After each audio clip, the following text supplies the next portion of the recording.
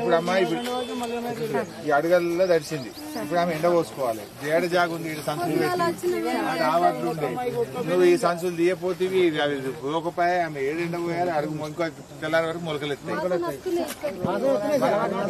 ఏం కావాలి ఎక్కడమ్మా? నువ్వు ఏడుంది నీ 4 లారీలు, అమాలి లేదు, లారీలు లేవు. ఇక్కడ అమాలి ఇష్యూ జరుగుతుంది సార్. జరుగుతుంది. ఎవరు సాల్వ్ చేయాలి? మార్కెట్ డిఎం ఏం చేస్తుండు? డిఎం మార్కెటింగ్ ఏం చేస్తుండు? ఏమయ్యా డిఎం మార్కెటింగ్? నేను గడిదిస్తున్నావా?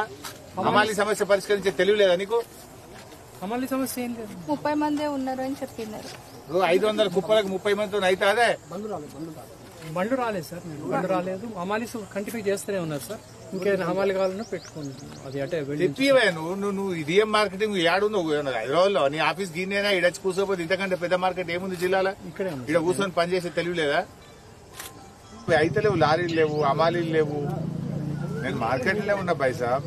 లారీలు లేరు, అమాలీలు లేరు. ఎప్పుడైతుంది? ఏమైతుంది? వీళ్ళు ఏం కావాలి రైతులు? రాండి భయ్. ఇప్పటిదాకా మీరు రాలే, మీ ఎంఆర్ఓ రాలే. ఈ ఆర్టికల్ అవుతుంది భయ్. రండి, మీరు రండి. జర ఇక్కడ ఉండి చేయండి భయ్. చెప్పకుండా రోడ్డు మీద ఆర్టీఓని పెట్టుకుని లారీలను తెప్పియండి, కొంతమంది అమాలీలను తెప్పియండి. దయచేసి రండి.